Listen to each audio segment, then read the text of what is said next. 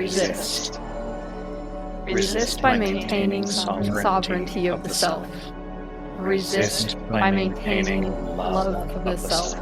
Resist by maintaining fierce loyalty to love and pleasure. Resist with acts of radical kindness. Focus on the path to better times.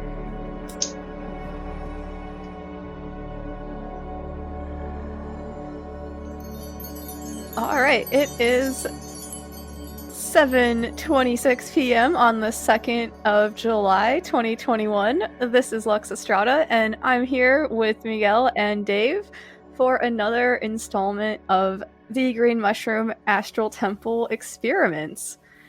So, guys, thank you so much for joining me. Yeah, no problem. Thanks for inviting me. Thanks for inviting me, and it was really interesting. Oh yeah, no, I'm excited. Yeah. I was nervous at first because I wasn't sure it would work for me, like as if I wouldn't do something right. But then I figured that that would be part of the experiment too. I would figure out what works and what doesn't, So I don't have to worry so much about that. Hell yeah. No, totally. And it was pretty interesting. A couple of things happened surrounding it because it just so happened I was doing some magic to get a promotion at my job, and I'm wondering if that leaks into this somewhat, because when I was entering the Astral Temple, it was different. It was like, I don't know, it's been very similar to previous Astral Temples for me that I've made myself, where I'm so comfortable like making them and being in them that I always assumed it was just my imagination.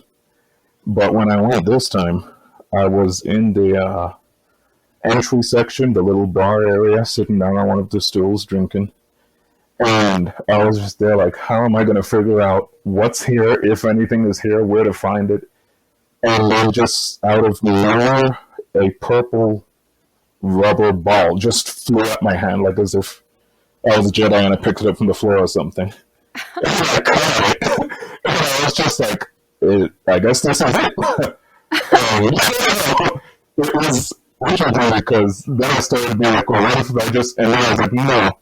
Along with the way it looked, it kind of, when I had it, I was just having an odd certainty that even if this wasn't the exact intended thing, this was what I was going to see of the object that was left. This was, it was like a ball that was, rubber ball that could bounce against the walls and everything.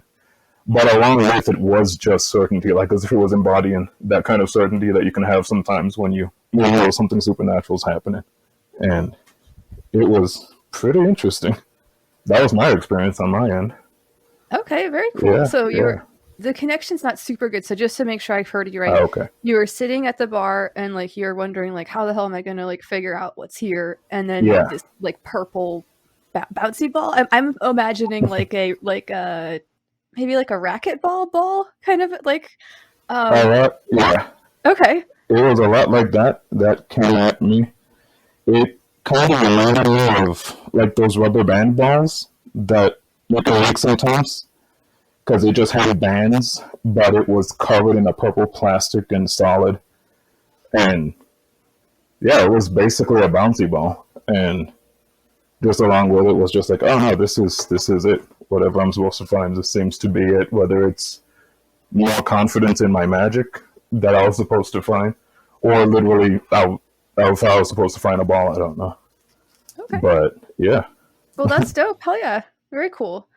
All right. So Dave, what impressions did you have when you went to check out what Miguel left for you? Well, I found a bunch of shit in there, so I don't know. I don't know if it's stuff he left, or if it's stuff people have left, or like some of the things I'm thinking people might have left as like protective amulets or something. I don't know. But one of the first things I found was I went just right to the shared altar, right when I went in, because like Miguel, I was like, how am I going to find it in this whole place?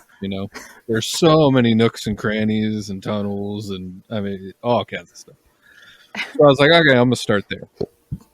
And the first thing I noticed was there was this little round disc about 2 inches across, and it had resist stamped on it. And I'm Mm-hmm. picking this up, and I'm looking at it, and I didn't really feel like that was it, though. And so I set it back down, and then there's this little, like a little fairy dollhouse thing made out of wood. It's a 2-story colonial house. I mean, it was beautifully crafted. It wasn't stained or painted or anything. The natural beauty of the wood was shining through. It was about 3 inches long, 2 inches wide. I mean, it definitely looked like something that would be like custom made. And then I was like, you know what? And then I also saw something else on the altar, but I was thinking it was something I might have left. And then after that, I was like, you know what? I'm just going to get out some dowsing rods. Dowsing rods are good for finding things.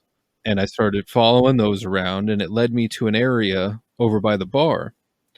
On the back right side is where they kind of crossed over, made the X pattern. Like if you're dowsing for water, that means, there's water below. Or if you're dowsing for spirits, it means, something's near. If you're dowsing for like an item, it means, you found it. So I looked around on the floor, and I'm messing with the boards and stuff and running my fingers through the separations, and I'm not really wanting to like deconstruct a bunch of stuff, so but I'm not finding anything. No like secret compartments or anything, but so I was like, well, there's a whole sky above me and the whole ground beneath me, so floated up into the rafters above the bar, and on this back right side there's this fiery orange cat's or serpent's eye glass ball, slightly smaller than a marble, and I guess it was about the size of like what a real cat's eye would be, like Garfield's little glass eye or something. And this was on the beam that ran parallel to the floor, so I mean, I guess I don't see how it couldn't have rolled off from there. Now, those are usually associated with like fortune and then like protection, and people typically put them up high in a house so it can, overlook what it's protecting. So I said, okay, now I got below me. So I go down into the underground caverns, and I'm over there by the pool that's down there. And there's something I can only describe it as like a rolled xylophone with 3 bars. The shortest one was blue, the next one was yellow, and the longest one was purple. I mean, it looked like something like Fisher-Price made, right? Except for the bars were glowing. And I was listening to music. In fact, I was listening to the meditation track that Luxa just put together. And when I tapped each of these bars, the music on that track actually toned at the same time, and the glow went out. And I thought that was kind of peculiar, kind of like how whenever you're dreaming and then you're like, oh no, something's chasing me, and then a loud bang happens in the house and you're like, they shot me. Kind of the way external noise can work its way into like visions and things. That's exactly what happened there. Okay. Interesting. Very cool. That's really, because at the same time that I was doing the ritual looking for I was trying to leave my item, I did a chalk drawing on my floor of what I thought the item would look like. And it has red, yellow, and blue, but it was dark, so it's very faint bluish coloring. Because the item that I left, do you want to say what they are now, or you want to wait? I think it's cool. Go ahead. Okay, because the way on my drawing is it has heart-shaped strawberries, like from the sweet grass. And in the drawing, they're heart-shaped, and they have red, blue, and yellow stripes going across them. And it's interesting that you mentioned that your flute that you found was those colors, but the item that I left was a small mushroom growing out of a pot, almost like a bonsai tree, but a bit larger. And it was green, and it had red dots on it. And hanging from it were those heart-shaped strawberries that are striped red, blue, and yellow. And then if you ate the strawberries, the the effect was for you to either feel happiness or to have your happiest memory come into your mind, or to see the path that you can take to, to a happier time.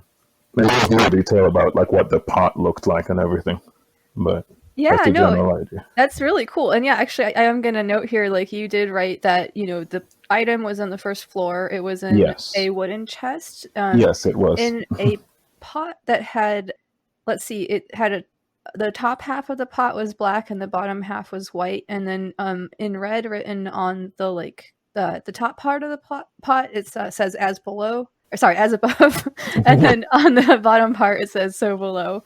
Yes. In red, which is cool. Like I did kind of that when you were saying that, Dave, earlier when you said like I've got my above, now I need my below. That kind of like stood out to me a little bit. So that's kind of cool. That's Hell pretty yeah. cool. Very cool.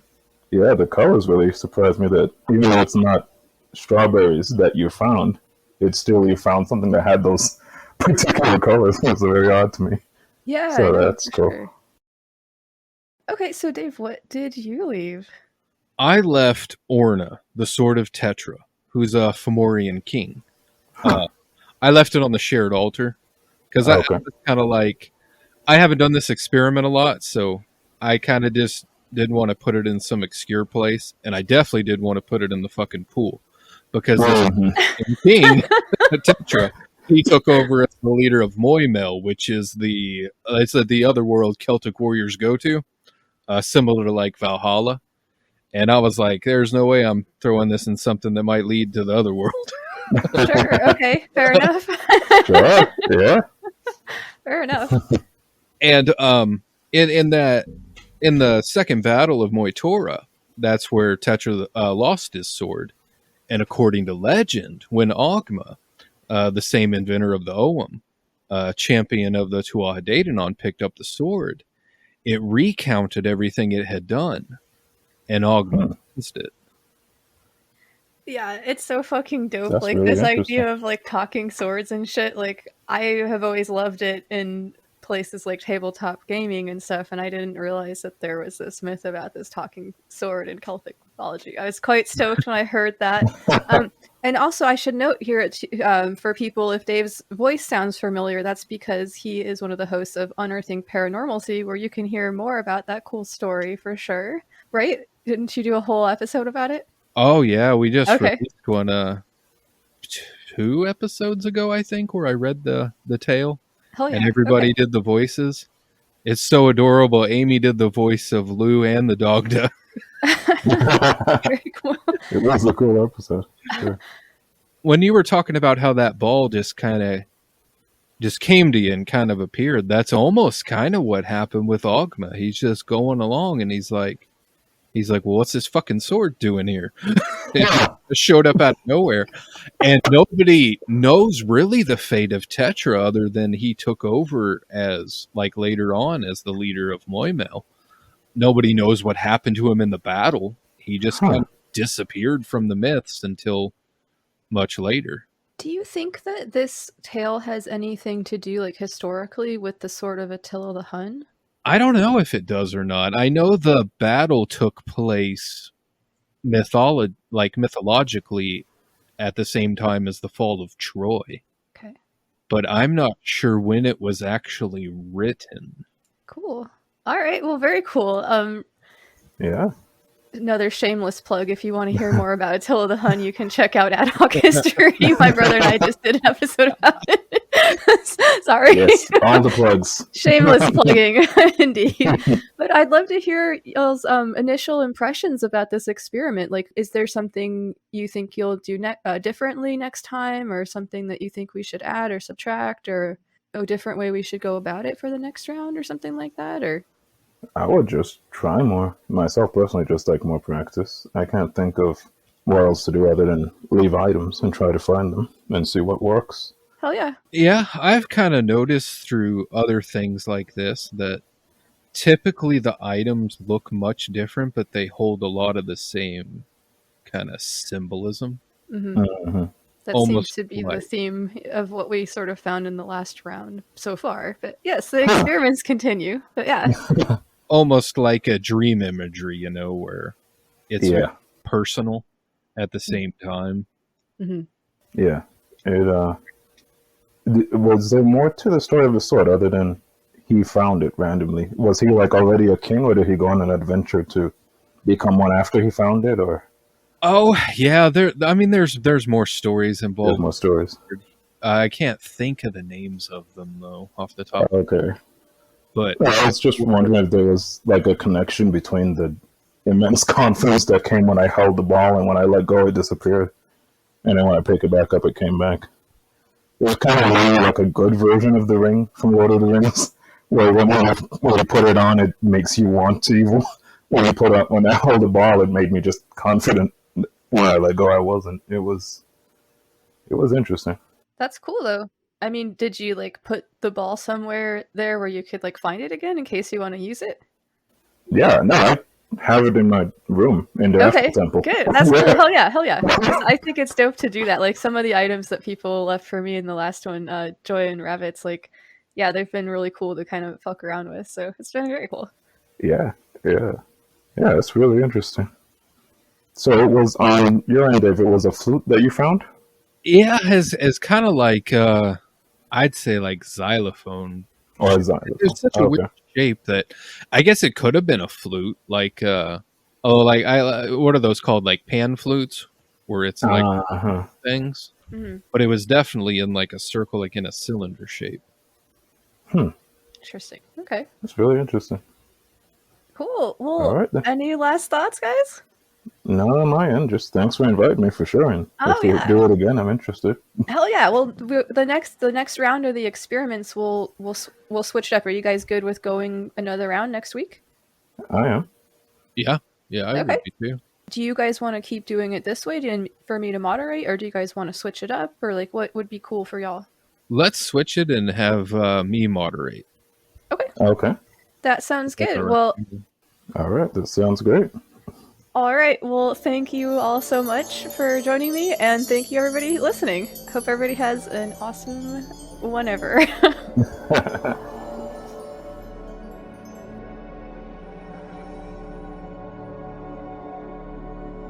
Astral Temple Experiments is part of the Green Mushroom Podcast Network.